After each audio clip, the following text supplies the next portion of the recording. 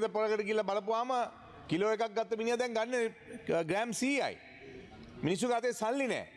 ඒතර මිනිහෙකුට මම ඊයේ පෙරේද තැනකට ගිහිල්ලා ඇහුවාම එයාට සහෝදරයා කිව්වා ලක්ෂ 2ක විතර බිස්නස් එකක් තියෙනවා මේ ඒ රෙස්ටොරන්ට් එකේ. හැබැයි 1,90,000ක් පවුදා උදේ ගිහිල්ලා බඩු ටික ගන්න යනවායි කියලා. රුපියල් 10,000යි දවසට තියෙන්නේ. ඉතින් එයා කියනවා පස්සෙන් මම වැඩ කරනවා මම කොහොමද මේකට මුණ දෙන්නේ කියලා. ඉතින් ඒ නිසා මම විශේෂයෙන්ම කියන්න කැමති මේ වැඩෙත් එක්ක ගල් බෝතලයක්වත් අඩුම තරමේ 3,700ක තමුන්නාසේ 2,200ක් බදු ගහලා අය කරගත්තන් පස්සේ මිනිස්සුන්ට බොන්න වෙන්නේ ඉලිසිටර් එක. ඒ කියන්නේ නීති විරෝධී මත්පැන්. දැන් නීති විරෝධී මත්පැන් බීම නිසා ගිය සතියේට පිට සතිය කරු කතානායකතුමා විශේෂයෙන් වයිකාල ප්‍රදේශයේ වෙන්නප්පුවේ 2026 ජනවාරි මාසේ 7 දෙනෙක් මරුණා. ගරු මන්ත්‍රීතුමා මේ දුම්වැටි ගැන තමයි ප්‍රශ්නේ තියෙන්නේ. දැන් මම ගැන තමයි අහන්නේ ඔබතුමාට. මේක මේ බද්ද එන්නේ එකටනේ කරපතන. ඉතින් ඒ නිසා මම හිතන්නේ මේ සම්බන්ධව ඔබතුමාලා මොකද්ද ගන්න පියවර? මොකද මේ එක පැත්තකින් නීති විරෝධී මත්පැන් වැඩි වෙනවා. මොකද අර සාමාන්‍ය පොඩි තියෙන මේ බීම නැති වුණ ගමන්.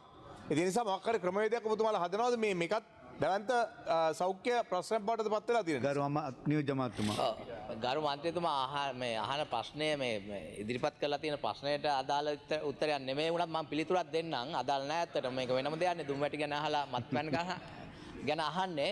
ඇත්තටම දැන් රජයේ විදිහට මේ නීති විරෝධී මත්පැන් ප්‍රවර්ධනය වෙන එක මර්ධනය කරන්න විශේෂ වැඩපිළිවෙලක් යොදලා තියෙනවා සුරාපත් දෙපාර්තමේන්තුව විශේෂයෙන්ම. ඊටත් අමතරව අර ඔබ අහන විදිහට මේ මත්පැන් මිල අඩු කරලා ඒ පුරින් මත්පැන් ප්‍රමාණය ප්‍රවර්ධනය කිරීම ඇතුළතදී ඒ ඇතුළතදී ගැමි කාන්තාව පවුල පීඩනයට පත් වෙනවා. ඉතින් ඒ පැතිත් අපි සලකලා බලන්න ඕනේ. ඒවත් එක්ක නීති විරෝධී මත්පැන් පැහැදිලිවම ඒවා මර්ධනය කරන්න අවශ්‍ය කටයුතු කරලා තියෙනවා. ඊටත් අමතරව මේ මත්පැන් වලින් එන ආදායම ඉතාමත් නිවැරදිව අය කරගන්න මේ වෙනකොට කටයුතු කරමින් පවතිනවා. ඒ වෙනකොට මේක පැහැදිලිවම සුරාපත් දෙපාර්තමේන්තුවේ ආදායම් ඉලක්ක ලබාගෙන තියෙන ජයග්‍රහණ ඇතුළතදී ඒක පැහැදිලිවම පේනවා. ඉතින් ඒ සඳහා නිවැරදි වැඩපිළිවෙලක් රජයේ විදිහට නිවැරදි දැක්මක් ඇතුව කටයුතු කරන් යනවා කියන එක තමයි මට උත්තරයක් දෙන්න තියෙන්නේ.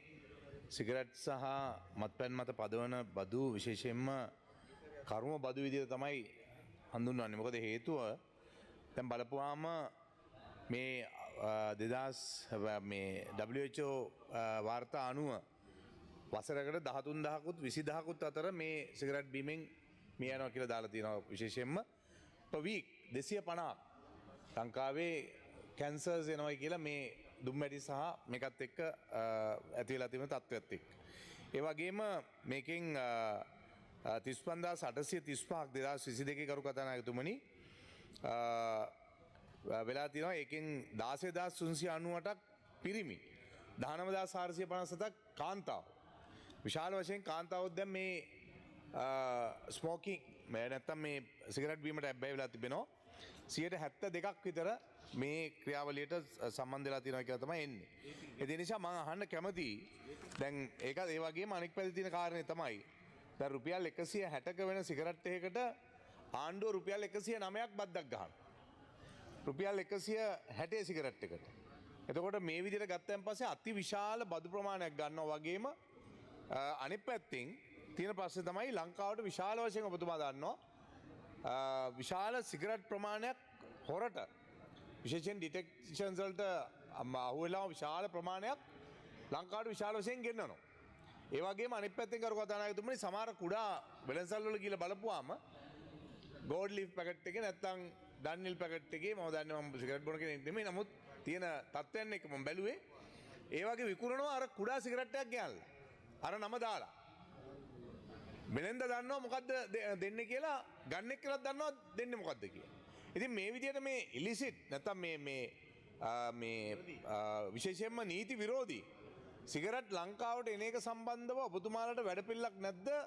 මේ ක්‍රියාවලියට අවශ්‍ය කරන ක්‍රියාමාර්ග ගන්න සහ විශේෂයෙන්ම මේ බදු ලබා ගන්නවා වගේම අනිත් පැත්තේ මිනිස්සුගේ කැන්සර් එකට මේකේ යම්කිසි ප්‍රමාණයක දායකත්වයක් ආණ්ඩුව විදිහට දෙන්න බලාපොරොත්තු වෙන්නේ නැද්ද? මේ සෞඛ්‍ය අමාත්‍යාංශයේ අපේ නලින් ජයසිංහතුමත් ඉන්න නිසා මේ කැන්සර් පේෂන්ට්ස් වලට විශාල ප්‍රශ්නයක් වෙලා තියෙනවා. අවශ්‍ය කරන බෙහෙත් ටික ගන්න බෑ එක පැත්තකින්, බෙහෙත් නෑ දෙක.